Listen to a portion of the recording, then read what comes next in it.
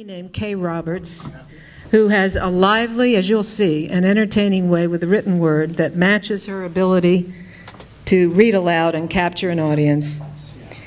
Here are snippets. She is an actress, too, and she does some stand-up. If we have time, we may ask you. You're going to be hearing a couple of snippets from her book in progress, and I think at this point, Kay, I'd like to ask you to come up.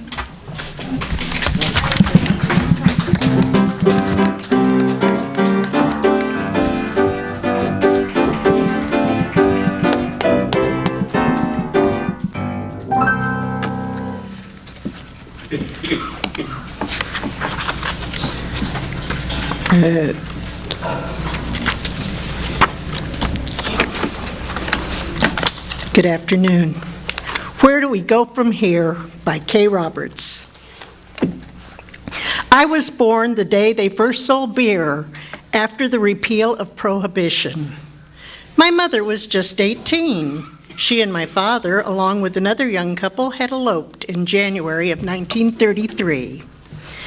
My mother always blamed her girlfriend for pushing her into it. It might have been Nigel, who looked like Linda Darnell, the 1940s movie star, or maybe Daisy Delaney, whose name is such fun to say. I don't really know, and I guess it doesn't really matter now. My mother left my father 2 years later, not because of anything he had done, except perhaps say, "So what?" one time too many. She left because she wanted to sow her wild oats with Uncle Charlie, who was, by the way, the only non-relative I was ever allowed to call by a familial title. Uncle Charlie was the uncle of one of her girlfriends.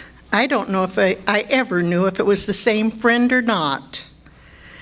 Mother never moved in with Charlie, and she never blamed my father for the breakup. We went to live with my mother's sister, Georgia, or Jo as she was called, and her husband, Dan. As happened many other times, my grandparents lived in the same house, but in separate quarters, usually on another floor. Next to the house was an abandoned bakery truck, the wonderful truck that was used as a playhouse by my uncles Bob and Andy, or Booper and Junebug as they were known then, our cousin Lucy, their first, and my second, I think, and with kind permission, me. The glory of being with the big kids. The house by the river is where my grandmother's brother Ben used to come.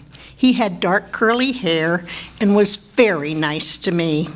I can't picture his face, and the only picture I ever saw of him is in a World War I uniform with other young soldiers. It's yellow with age and not at all clear. He would read to me from little Beatrix Potter books, and I always looked forward to our time together.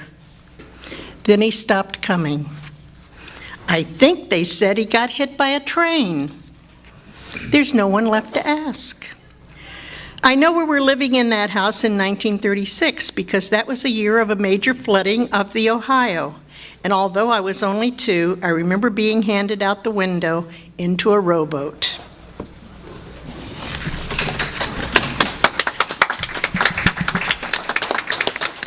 Thank you. I want to add that that's just a little bit. Yeah. There's a lot more in that wonderful story. That's a very long story, and that's just the first page and a half. Next, I'd like to read The Last Sesame Street, also by Kay Roberts. Caught unaware on camera one Thanksgiving, I sat listening to someone speak at length, other than an occasional, "Oh, really? You don't say." That's true. I sat endlessly, moistening my fingertip on my tongue and picking up one by one the sesame seeds from a bread plate, then grinding them one by one between my front teeth and savoring every one. It had been a big holiday meal and with all the fixings, so I didn't really need food. Just a funny habit.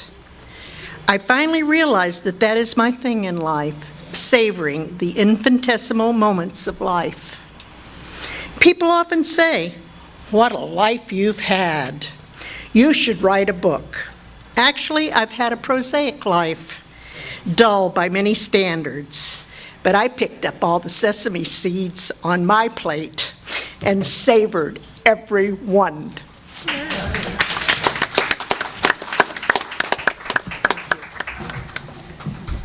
Isn't she terrific?